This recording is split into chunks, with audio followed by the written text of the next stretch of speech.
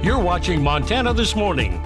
Gallatin County Commissioners give the green light for a mail ballot election this November. I'm Gabby Crevitt, and coming up, I'll let you know what that means for voters. And it's been 8 years in the making. A new historic hotel finally opens up in downtown Bozeman. We're going to give you an inside look.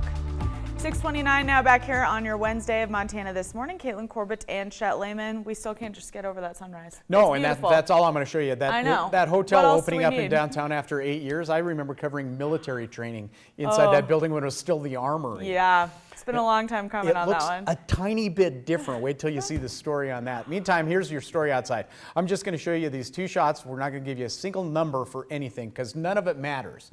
Here's how your day is going to go. You think your hump day is off to a bad start? It is not. That's a live shot in Bozeman after the live shot in Butte. Lovely. We are talking about some thunder showers coming this afternoon. I'll get all of the details of that. Anyway, soak in the sunrise. More weather coming up in 10 minutes. Thank you, Chet. Crews fighting the Bear Creek fire west of near Dillon got a break yesterday in spite of the hot weather. While the fire did increase in size by about 500 acres, it quieted down as winds died in the afternoon. It's holding at 7,442 acres and 10% contained. Helicopters are assisting 21 engines and 480 people are fighting that fire. The water scooper airplanes were reassigned midday to new fires. Gallatin County Commissioners are split, but are approving an all mail-in vote for the November ballot. MTN's Gabby Crevitt was at the meeting where that decision was made.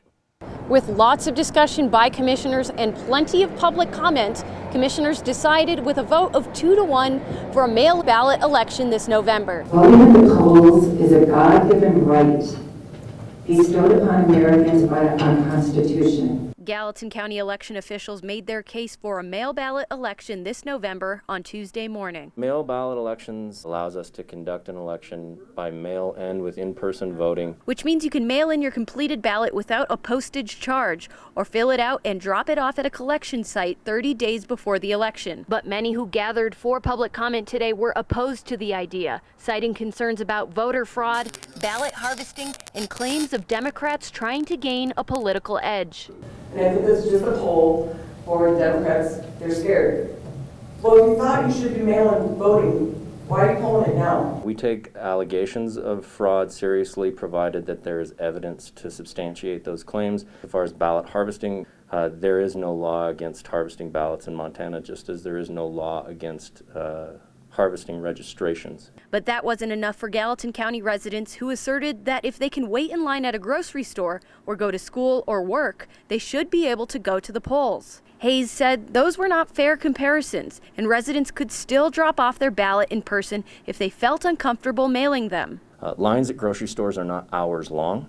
The more exposure they present to the others around them, and the greater the likelihood of continuing the transmission of the virus. In the end, commissioners voted in favor of the mail ballot election, with Commissioner Skinner as the opposing vote. And just so you know, you can register to vote and drop off your ballot on Election Day. Reporting in Gallatin County, Gabby Crevitt, MTN News.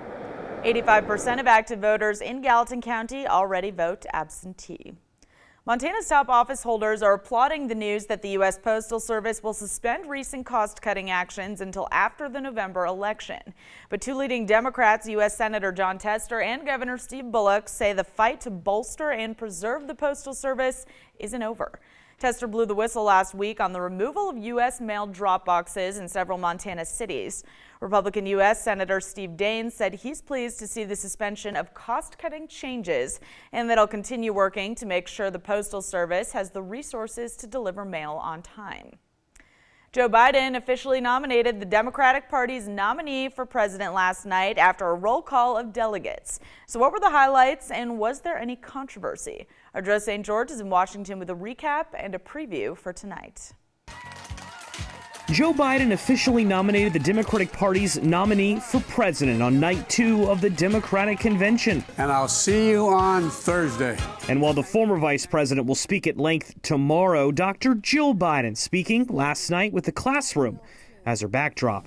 And with Joe as president, these classrooms will ring out with laughter and possibility once again. The evening also featured former presidents who had no problem going after the current commander-in-chief. You know what Donald Trump will do with 4 more years?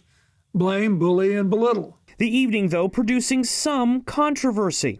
I hereby second the nomination of Senator Bernard Sanders of Vermont. With progressive Congresswoman Alexandria Ocasio-Cortez not using her time to praise Joe Biden, but rather to formally nominate Bernie Sanders. On Twitter, she clarified that she was just following the convention rules, but some online believed the progressive leader speaks for Sanders supporters, and she deserved more than just a 1-minute speech.